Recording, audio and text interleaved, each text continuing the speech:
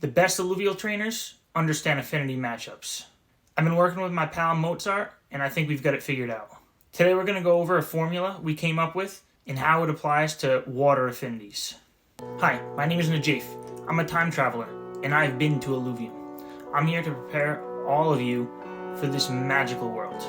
Your journey will be starting soon, so pay attention. You won't want to miss any of this. So there are 5 base affinities.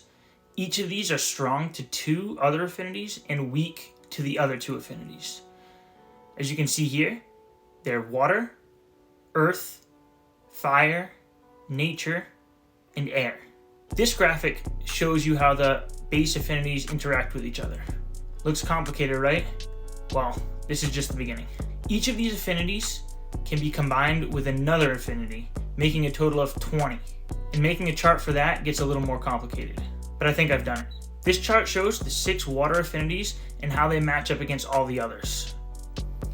My findings are very interesting, but first let's look at the formula.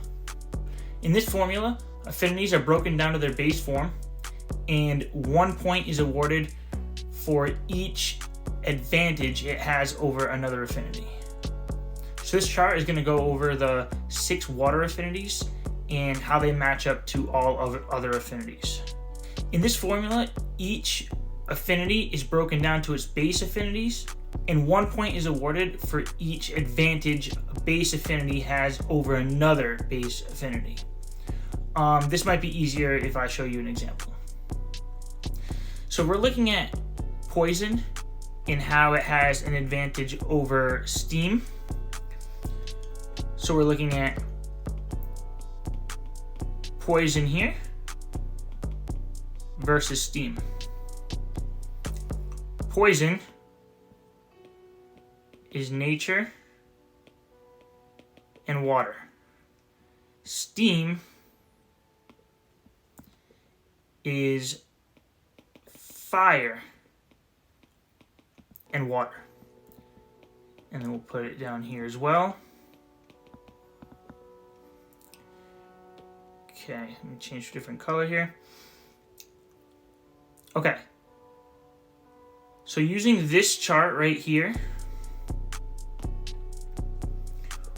we're going to look for nature, and we're going to go over to fire, and we get a -1. Put the -1 there. Then we're going to find nature again, go over to water, we have a +1. So that line has 0. Now we're going to look for water. We're going to go over to fire. We have a +1. And then water to water is a 0. So we have 1 here. So the 0 plus the 1 equals 1. And that's how we get a 1 advantage for poison over steam. Now this formula works with every type, and that's just an example. Now what does this tell us about water types? Let me erase all this. So you're basically going to have 3 tiers of water types. You're going to have more of your straightforward tier, your advanced tier, and your beginner tier. So your straightforward tier is going to be your water and maelstrom. It's just easier to know what it's strong against, what it's weak against.